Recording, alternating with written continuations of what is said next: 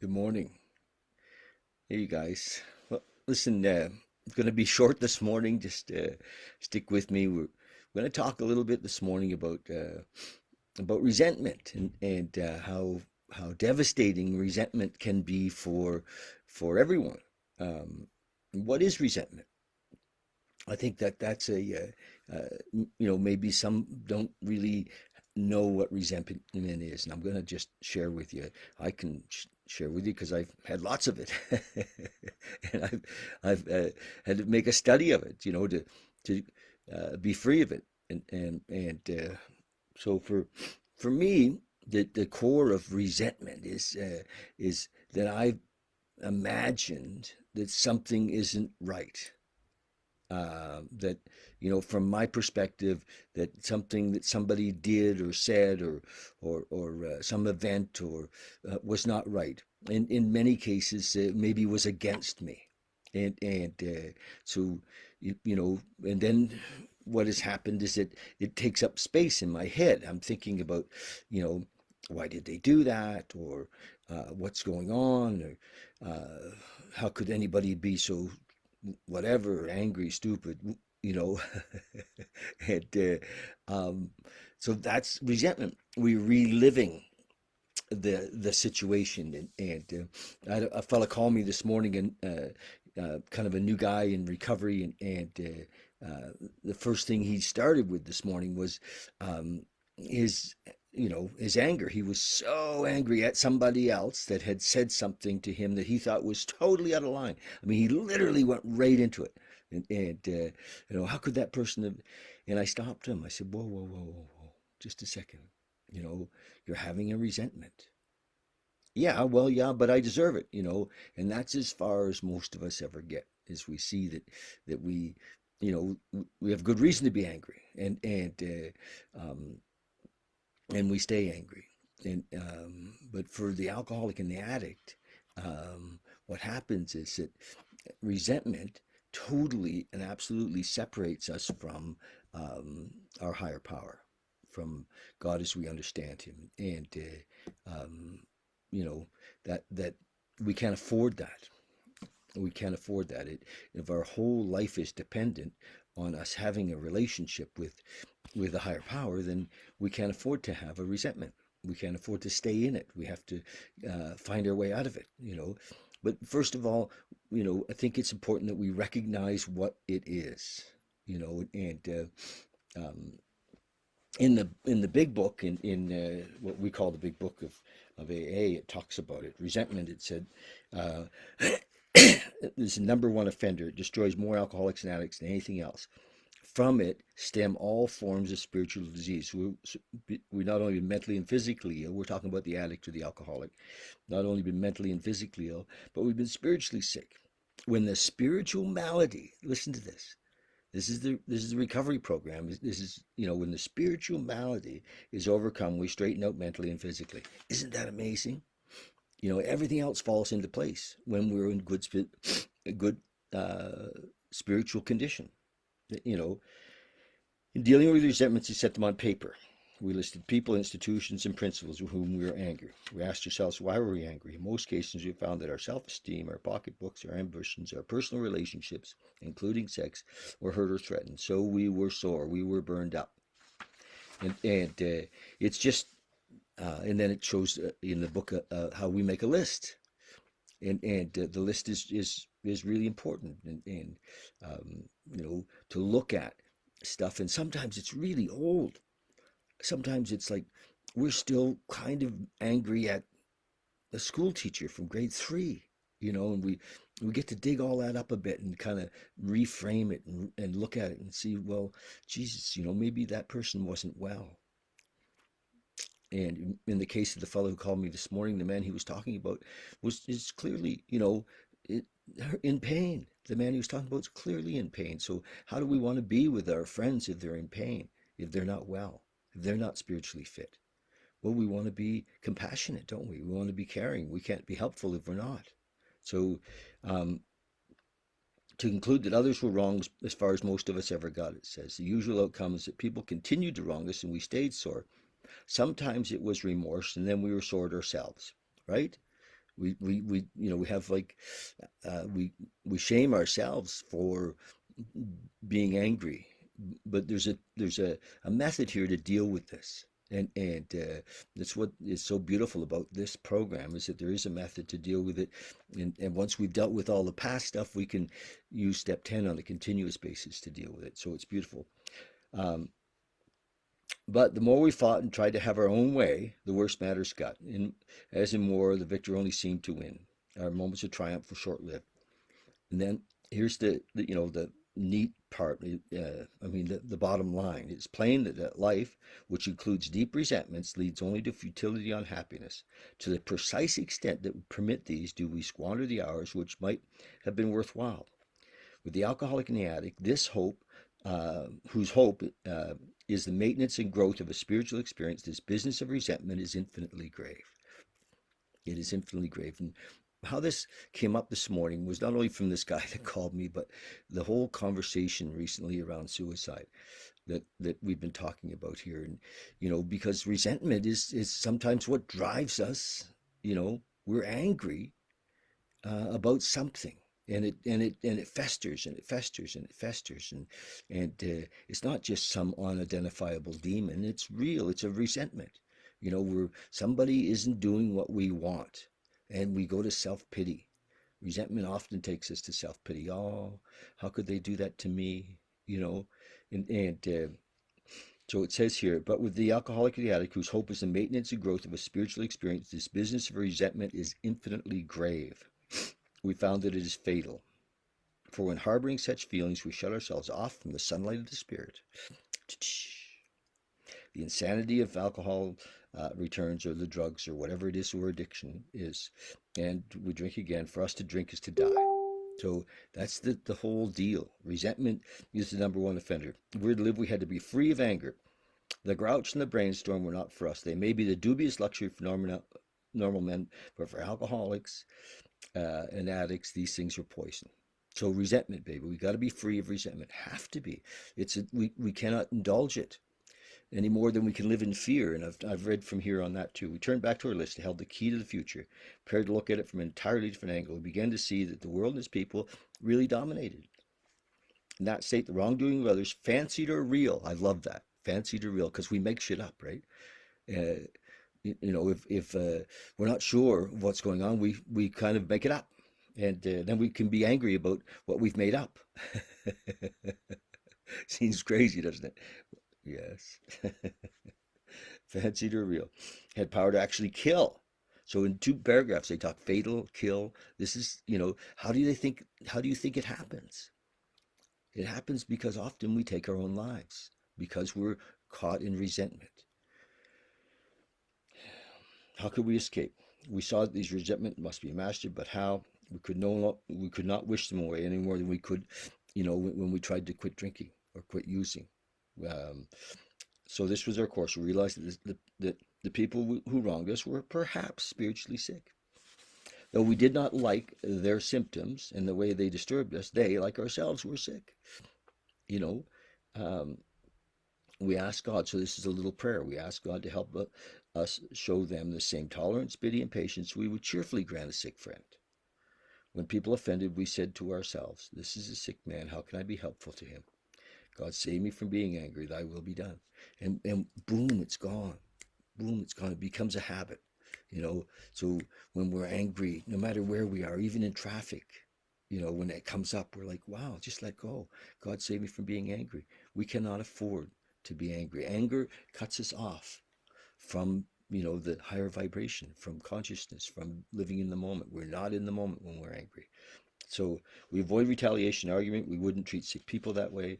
If we do, we destroy our chance of being helpful. We cannot be helpful to all people, but at least God or the moment or universal consciousness, however you see that, whatever your higher power is, will show you how to take a kindly and tolerant view of each and every one.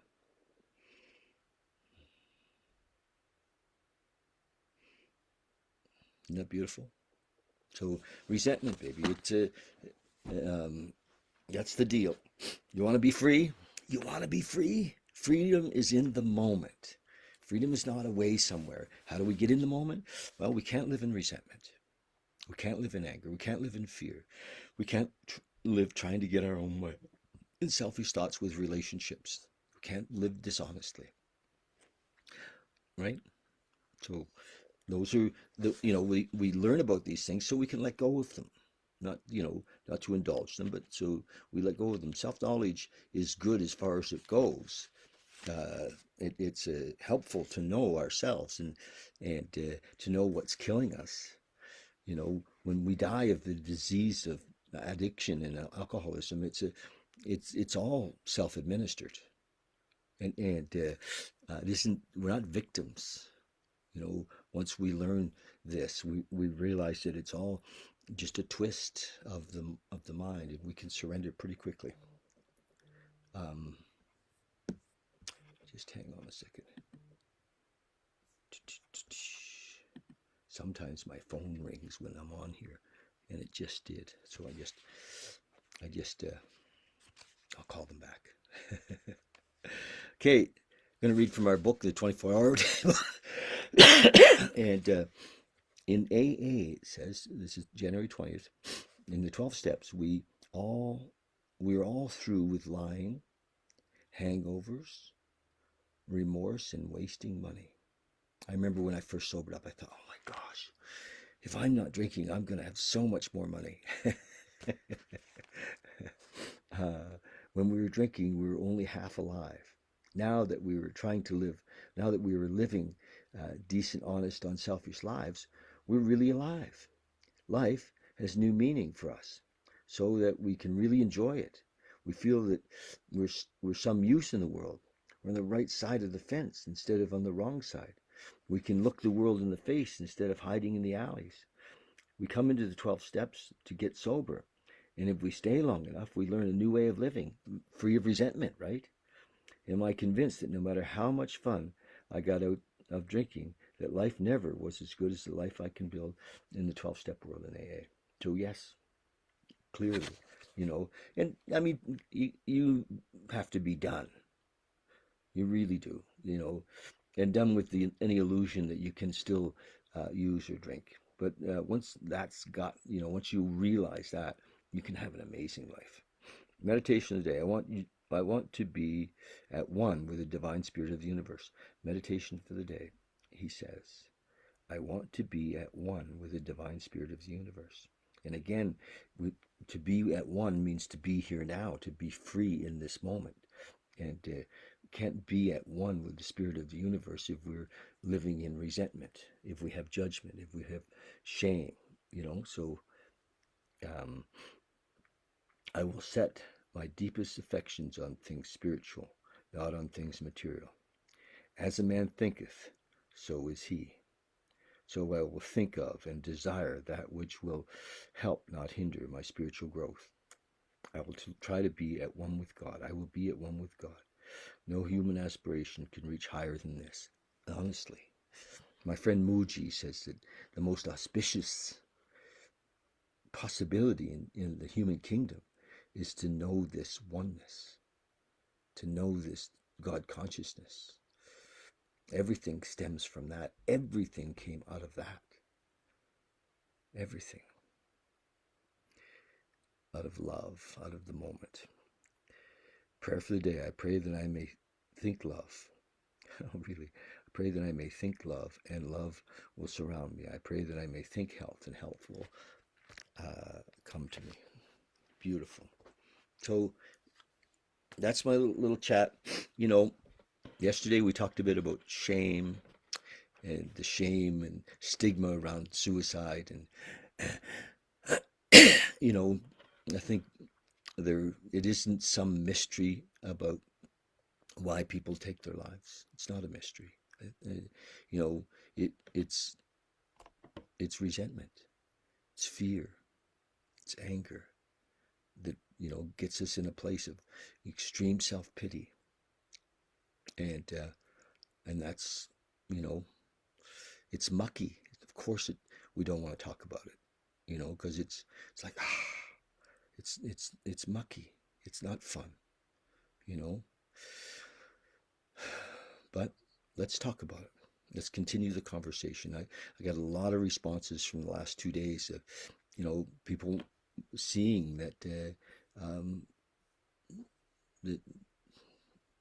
there's a big conversation here around, the extreme example of the mental illness that we're talking about. That's we know as alcoholism and addiction leads to suicide. Very extreme example, but it's true, and people see it, and I see it, you see it. Okay, going to meditate a little bit, and again, I do this little meditation every day because in this meditation, we have the possibility of dropping into the moment, into the one. And let's practice this, let's practice this. And also in the meditation, we're quiet for a few minutes and we can watch our thoughts. We can get to realize that we're not our thoughts, that we are separate from our thoughts, that we're not, in a way that separateness, that observer is, who is it? Ask the question, who am I? Who am I? Am I my name? Am I where I live? Am I what I do for a living? Or am I observing all of that? Is that happening? And there's something behind that that's observing that. And so we go more into the observer and into the moment with the observer. We drop into this amazing space of bliss and emptiness and oneness and joy that's available there.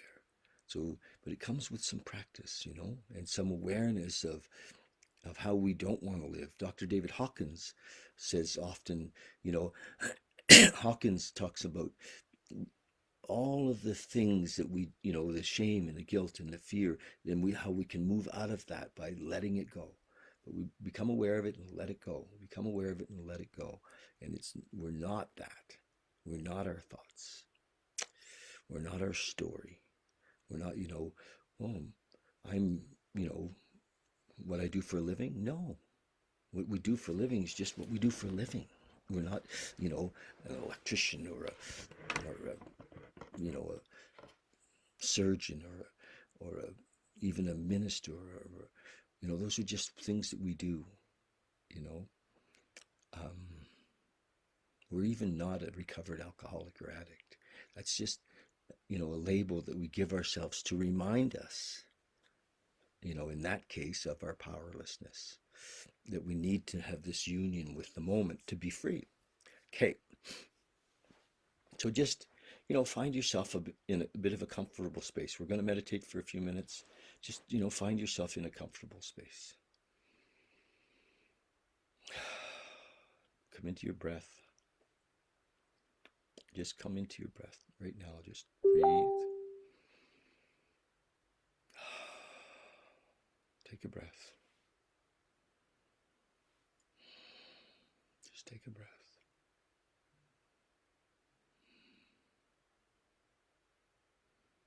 Be in that breath. Just be in that breath.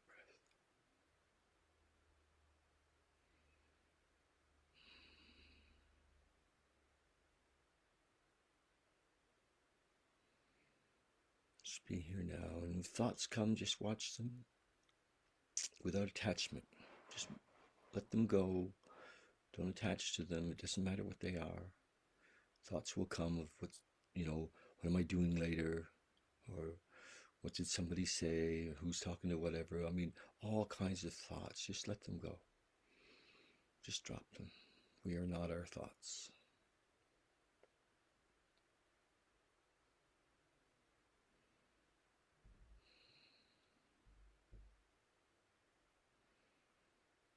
Some of us have, extreme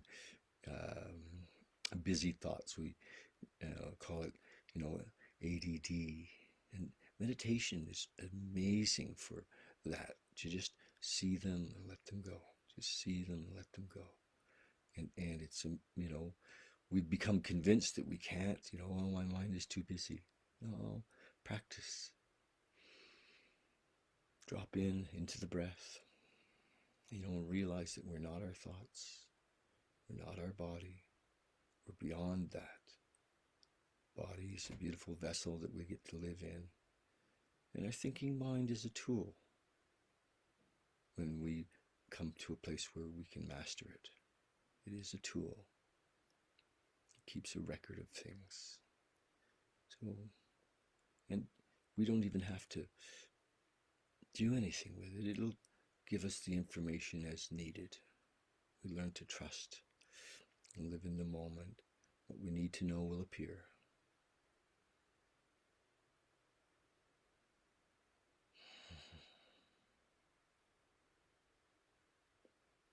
Drop deep in, letting go of any thoughts of tomorrow, any thoughts of what's next, any idea of who we think we are. We can pick it all up later.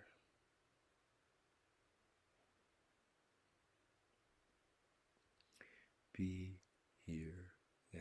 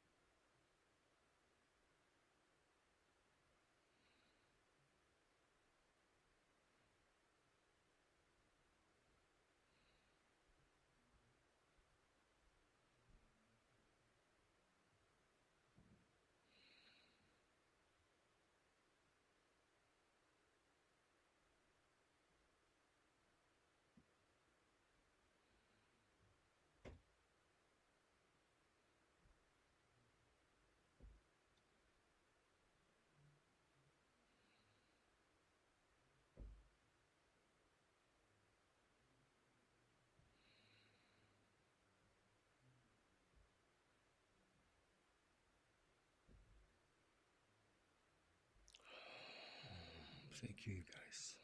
Just come back when you're ready.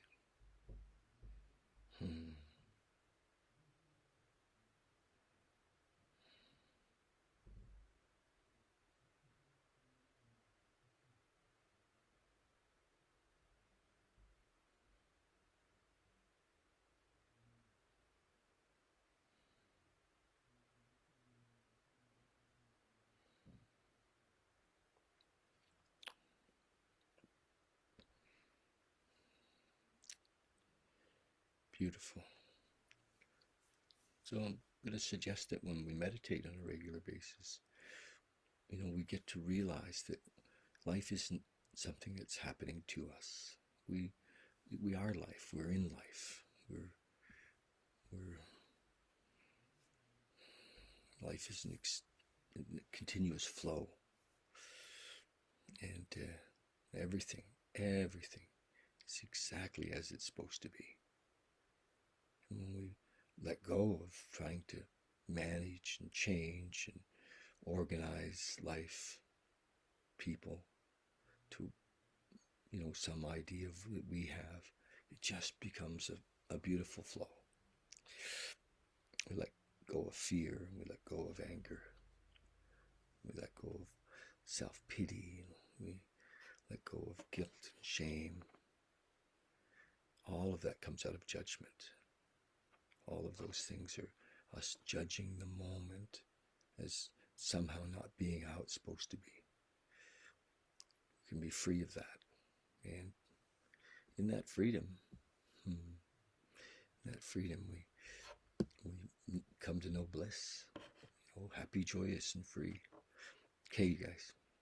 Love you lots. Love it if you'd follow us on YouTube. Building that a bit. And if you want to just chat, message me here, or message me on YouTube, or I think my phone number's pretty available. Text or call. Okay. Thanks. Love you lots. And see you soon. I think I have another interview today. I've been doing interviews.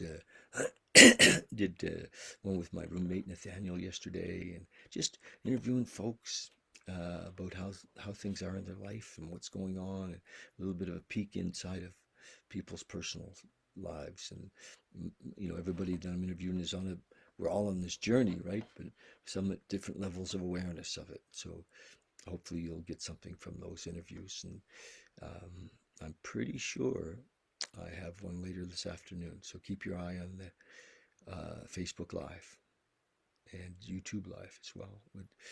We do it on Zoom, and then we restream it to Facebook and YouTube. Okay. Cheers. Love you. Bye.